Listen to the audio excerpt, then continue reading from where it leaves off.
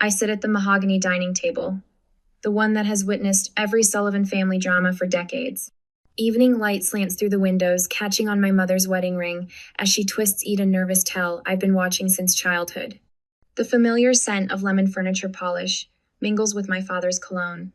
Tyler doesn't bother looking up from his phone. At 30, my brother has perfected the art of appearing disinterested in family emergencies while somehow remaining the central focus of them. My father clears his throat and slides a document across the polished surface. It's due next week, $9,200, same as last year. The property tax bill, of course. I recognize the county letterhead immediately, the same one I've been seeing twice yearly for the past 6 years. I reach for my checkbook with practiced resignation. The motion is so familiar it feels choreographed. Dad slides bill. I write check. Everyone pretends this is normal.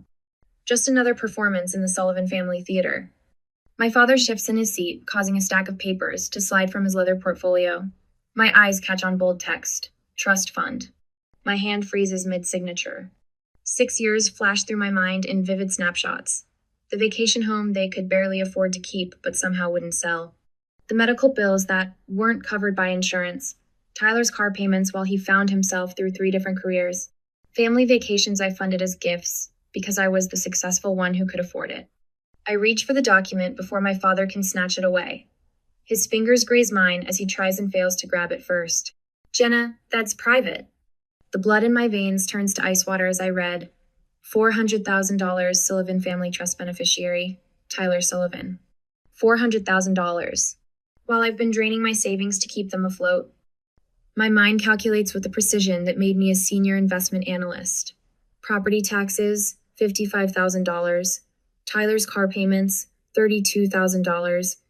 Mom's medical expenses, $28,000. Family vacations I never got to enjoy, $10,000. $125,000 over 6 years. $125,000 while they had a trust fund for Tyler. My hands tremble, the paper quivering between my fingers. Mom's eyes drop to the table in silent confirmation. The shame radiating from her posture tells me everything I need to know. Tyler finally looks up from his phone. Confusion flickers across his face, then morphs into something more troubling: guilt. He knows. He's always known. You were never supposed to see that. My father's voice sounds strange, hollow, and hard simultaneously. I try to swallow, but my throat constricts. And you were never supposed to lie to me for 6 years. The chair scrapes against hardwood as I stand. The sound rings through the room like a warning bell. I look down at the property tax check, my signature half completed. With one fluid motion, I tear it in half, then quarters, then eighths. The pieces flutter to the table like confetti. Silence stretches between us, thick enough to choke on. My father's face reddens that dangerous shade I recognized from childhood when things weren't going his way. After everything we've done for you? A laugh escapes me, too sharp to be humorous. What exactly have you done for me? The question hangs in the air, unanswerable. I gather my purse and keys with deliberate calm. The walls of this house suddenly feel too close. The family portraits on the walls like strangers watching an intruder.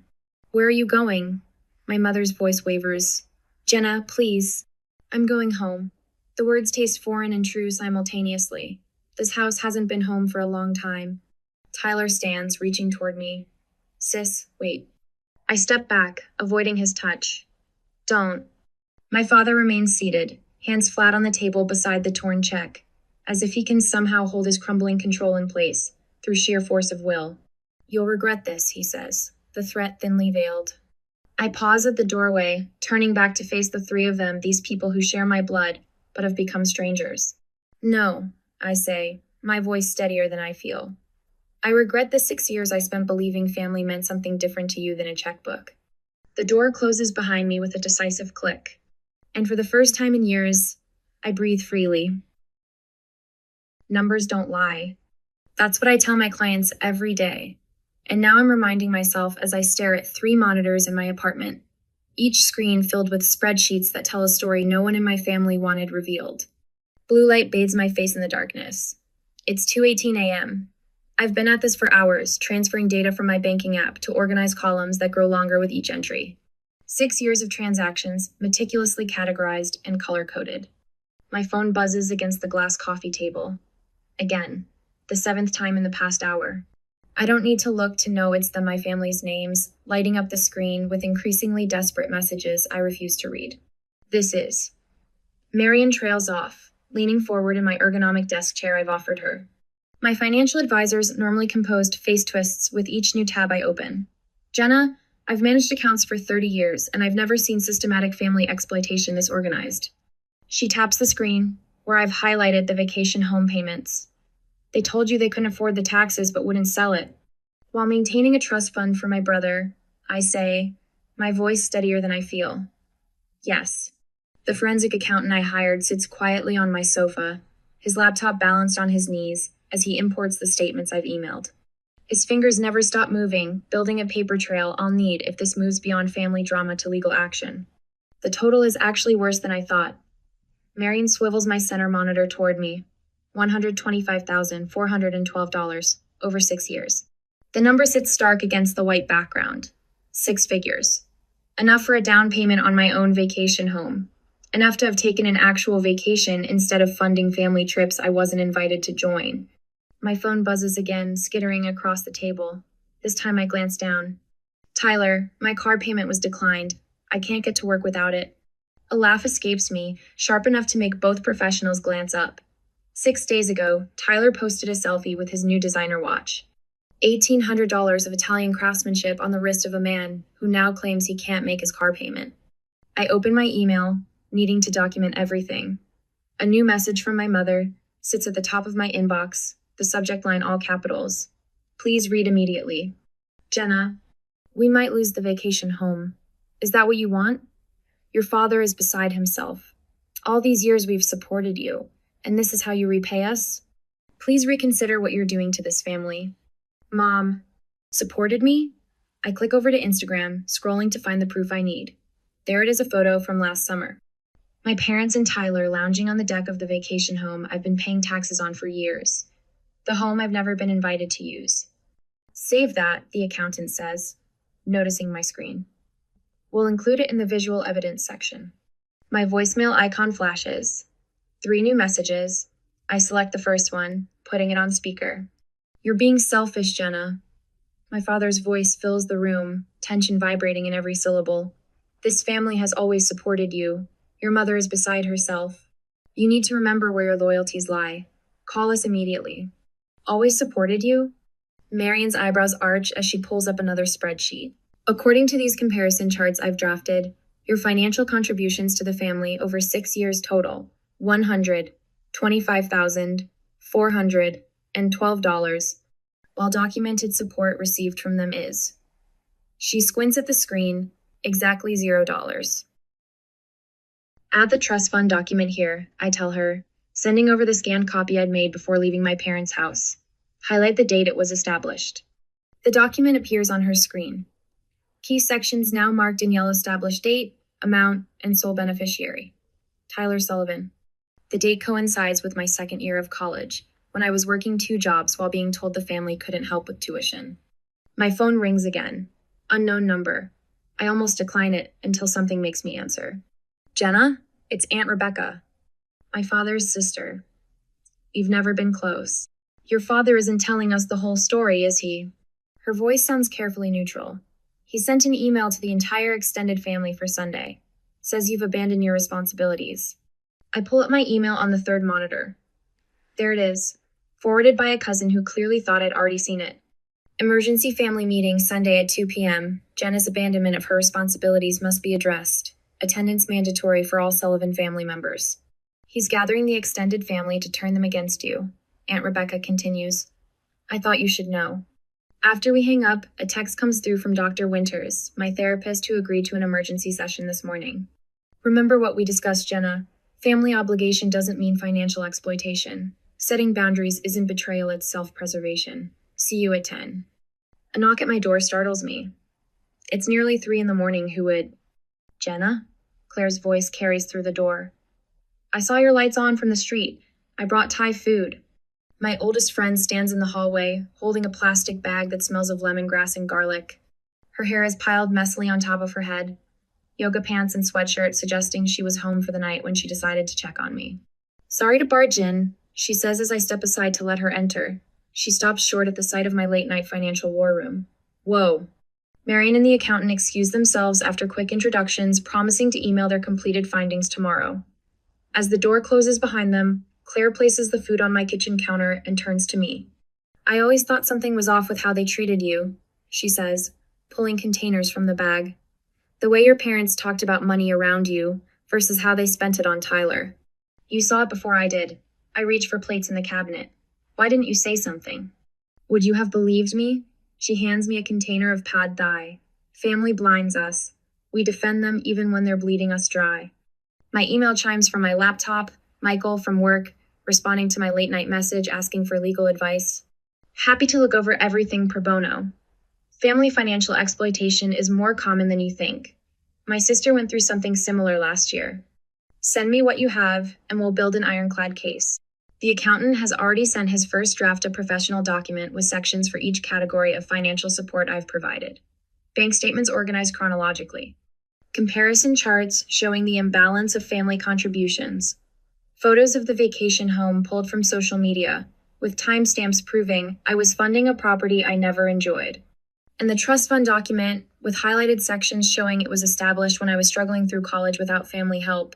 I scroll through it all, each page stoking the resolve burning inside me. They're trying to control the narrative, I tell Claire, something hardening inside me. Gathering the family as witnesses to my supposed betrayal. What are you going to do? Claire asks, setting down her fork. I straighten my shoulders, decision crystallizing. If they want a family meeting, they'll get one. But this time, they'll hear the whole truth. I download the evidence dossier, send it to a 24-hour print shop with instructions for binding, and close my laptop with a decisive click. Then they should hear the whole truth. The cursor on my screen blinks steadily, like a heartbeat growing stronger with each pulse. I drive up the winding gravel driveway to the vacation home I've never been invited to stay in. The cedar-sided retreat sits nestled among towering pines, its wide deck overlooking the lake I've only seen in the photos my mother posts on social media.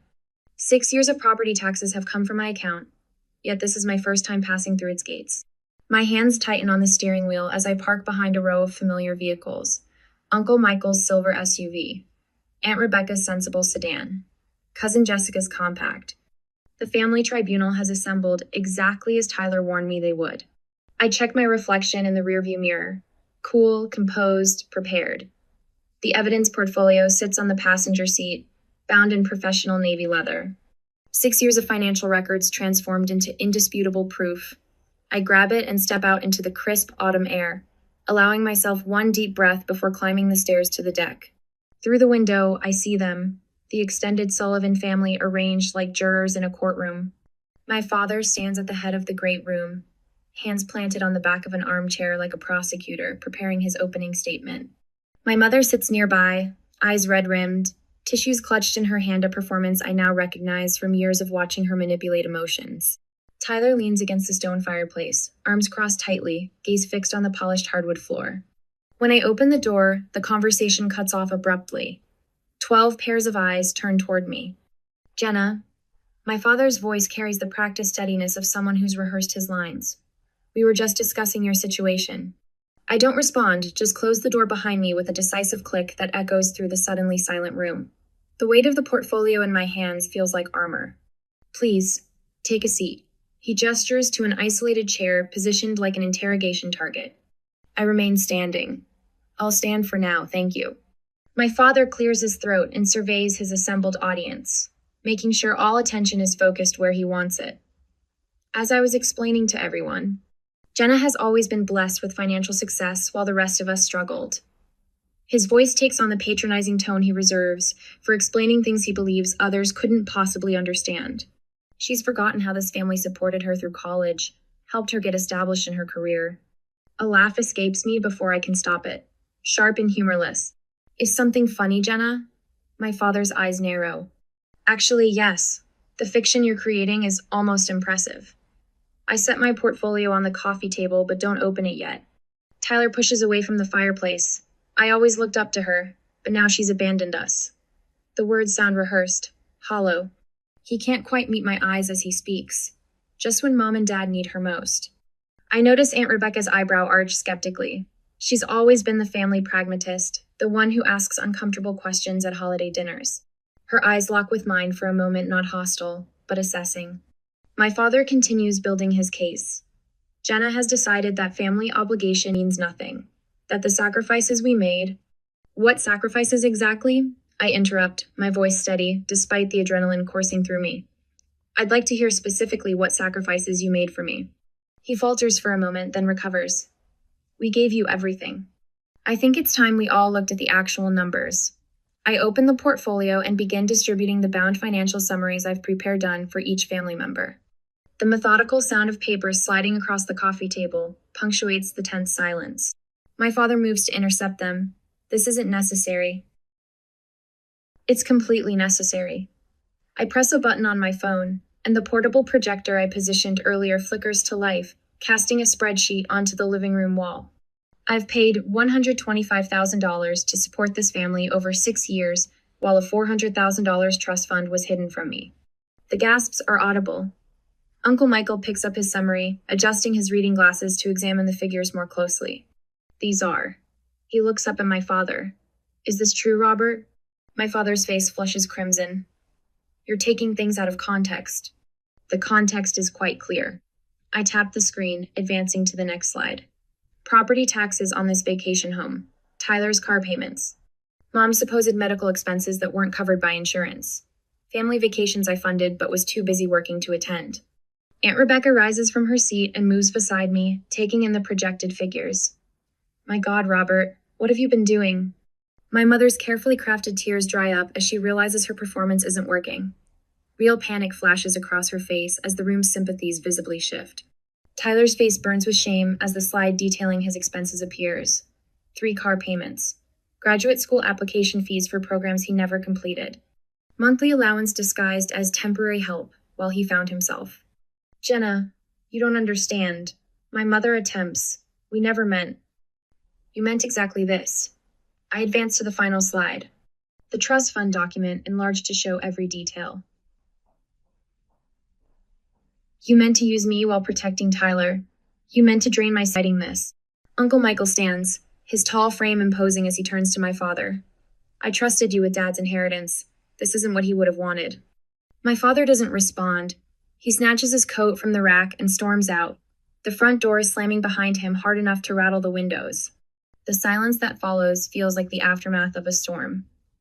Then Aunt Rebecca sits beside me on the arm of my chair, her hand coming to rest on my shoulder in silent support. One by one, extended family members approach with variations of the same message. We had no idea. We're so sorry. We believed them. My mother's face crumples, not in performance but in genuine distress, as her carefully constructed narrative collapses around her. For the first time, I see real tears, not the tactical ones she's deployed throughout my life. Tyler steps forward, hands shoved deep in his pockets. I didn't know how much you were paying, I swear, Jenna. I knew about the trust, but Dad said it was from Grandpa, specifically for me, and that he struggles, that you had your own. Don't. I hold up my hand. Not now. Aunt Rebecca squeezes my shoulder. What do you want from them, Jenna? Restitution?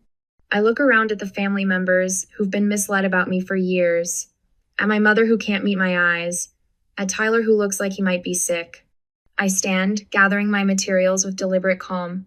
I'm not asking for the money back. The words come out stronger than I feel. I'm setting myself free.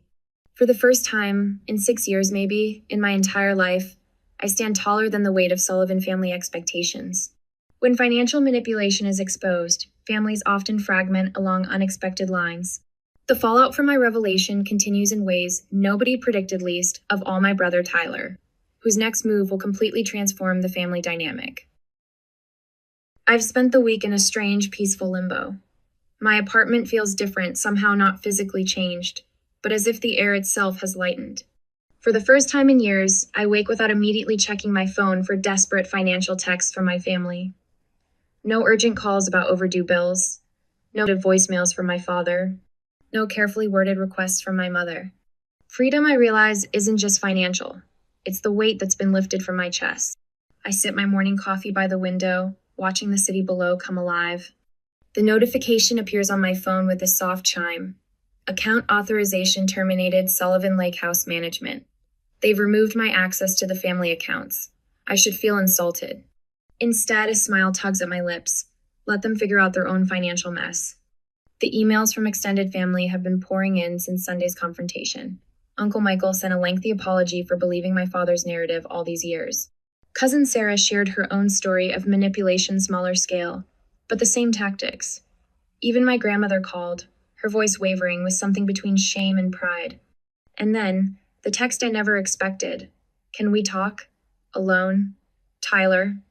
I stare at my brother's message for a full 5 minutes before responding with an address and time. Not my home. I'm not ready to let him into my sanctuary, but a neutral coffee shop downtown. I arrived 20 minutes early to secure the corner table with its back to the wall and clear view of the entrance. Old habits. I order a black coffee and wait, watching the door with a steadiness I don't feel. When Tyler walks in, I almost don't recognize him. My perfectly polished younger brother looks disheveled. His usually styled hair sticks up at odd angles. His designer shirt is wrinkled. Dark circles shadow his eyes, making him look older than 30. He spots me and freezes for a moment before approaching with uncharacteristic hesitation. He doesn't order anything. "Jenna," he says, sliding into the seat across from me. "Tyler." The silence stretches between us like a tightrope. Neither of us seems willing to take the first step. "You look like hell," I finally observe, wrapping my hands around my coffee mug. He attempts a smile that doesn't reach his eyes. "Haven't been sleeping much." Another silence. His fingers drum nervously on the table, a habit from childhood that appears when he's truly stressed. "I don't know how to start this," he admits. "Try the beginning." He swallows hard, then reaches into his messenger bag and pulls out a folder. His hands shake slightly as he slides it across the table. Cautiously, I open it, half expecting another betrayal. Instead, I find bank statements. Recent ones. Large withdrawals and a payment confirmation to the county tax assessor's office. "You paid the lake house taxes," I say, looking up at him. He nods, his eyes finally meeting mine. "It was never right that you were paying them." "I never knew how much you were contributing while I took from the trust fund," Tyler says, his voice barely above a whisper. "Dad always made it sound like you were just helping out occasionally." I say nothing, letting him continue. "I felt entitled to everything. The trust fund, the support, all of it." He runs his hand through his already messy hair. "I judged you for being so independent while I was taking everything I could get." I take a sip of coffee, trying to process this unexpected vulnerability from my brother. "I've been meeting with the financial advisor," he continues, going through all the accounts, seeing the full picture for the first time. He winces. "I was given everything you had to fight for." The words hang between us, honest in a way we've never been.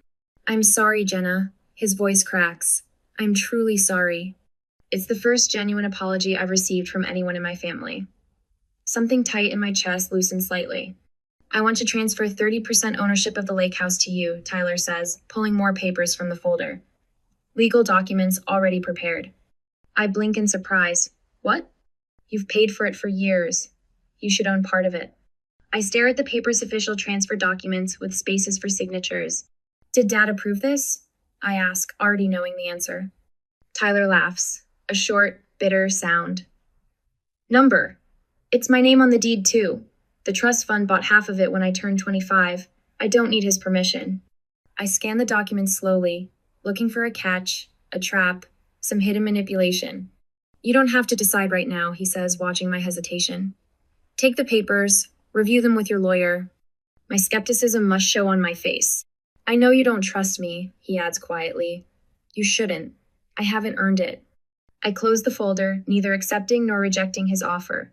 "Why now, Tyler?" He looks down at his hands. "Because I never had to work for anything in my life until this week. And I've never seen Dad as clearly as I did when he started calling me a traitor for paying the taxes myself. For the first time in our adult lives, I glimpse what a real relationship with my brother might look like. Dad's fury arrives via 11 missed calls and a voicemail, so rage-filled I delete it halfway through. Mom's approach is softer, tentative text suggesting family healing and moving forward together. I leave both unanswered. Word spreads quickly through the extended family. Aunt Rebecca calls to tell me she's proud of Tyler for finally growing up. Uncle Michael emails to say we should all go to the lake house together this summer, since you're both owners now.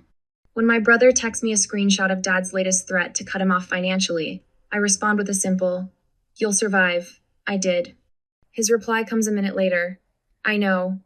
Maybe you can teach me how." Something fundamental has shifted.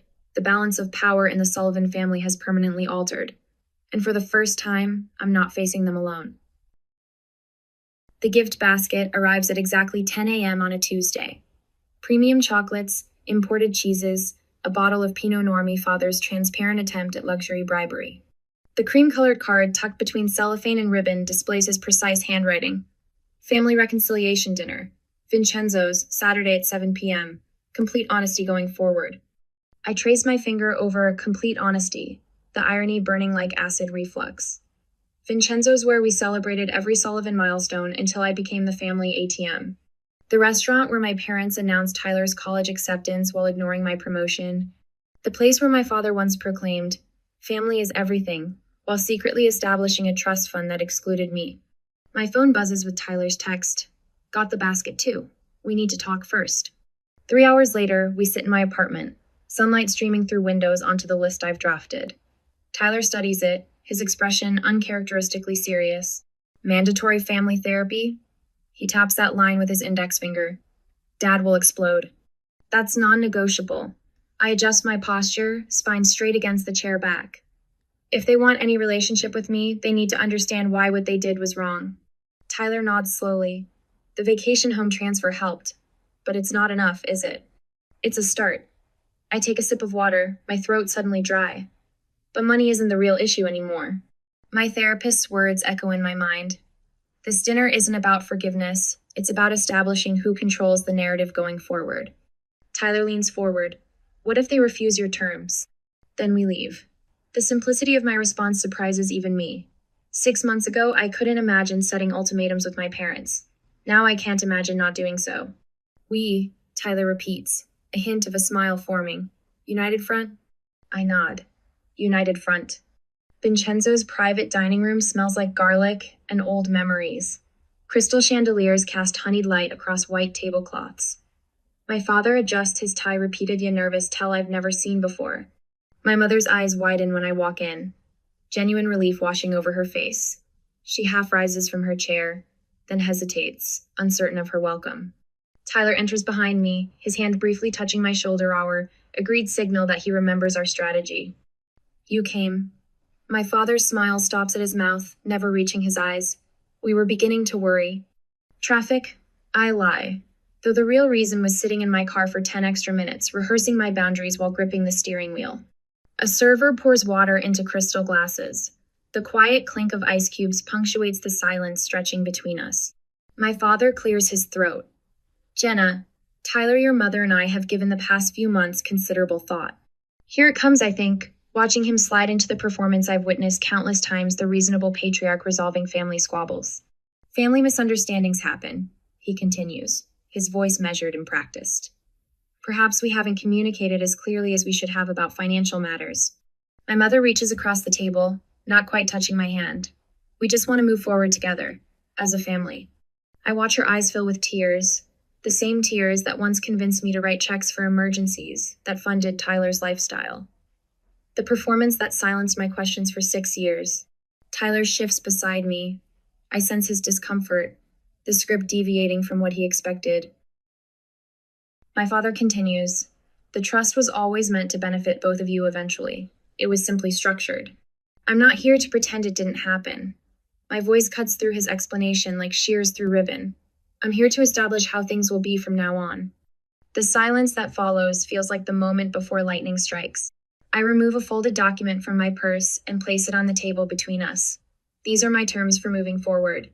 My father stares at the paper as if it might bite him. "Your terms?" "Yes."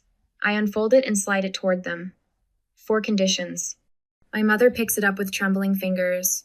My father leans in to read over her shoulder, his complexion darkening with each line. "Complete financial separation," he sputters. "What exactly does that mean?" "It means I won't contribute to family expenses unless we've discussed and agreed upon them in advance, with clear terms for repayment."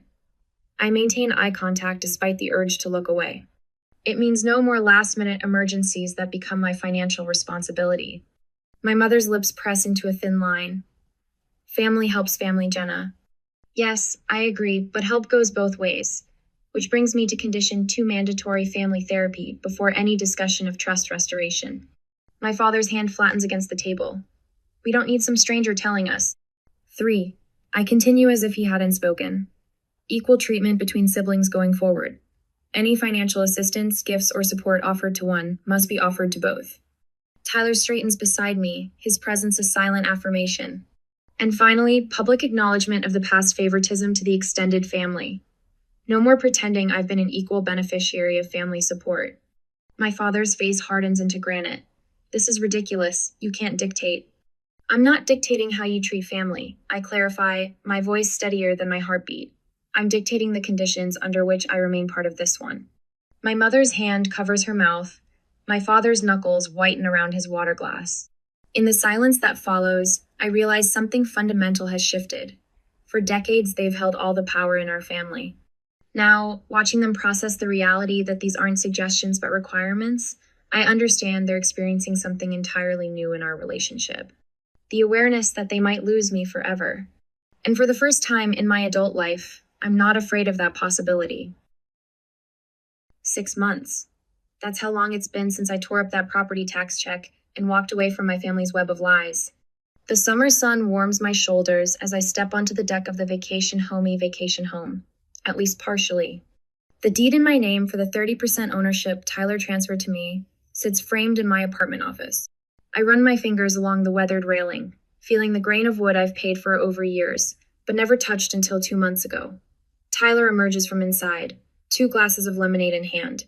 Dad's stuck in traffic, he says, passing me a glass. Mom's already setting up inside.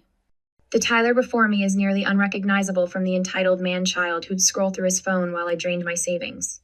His expensive watch is gone, replaced by a basic fitness tracker. He's even wearing a shirt that's seen better days, not from neglect, but actual use. How was your meeting with Davidson? Tyler asks, leaning against the railing.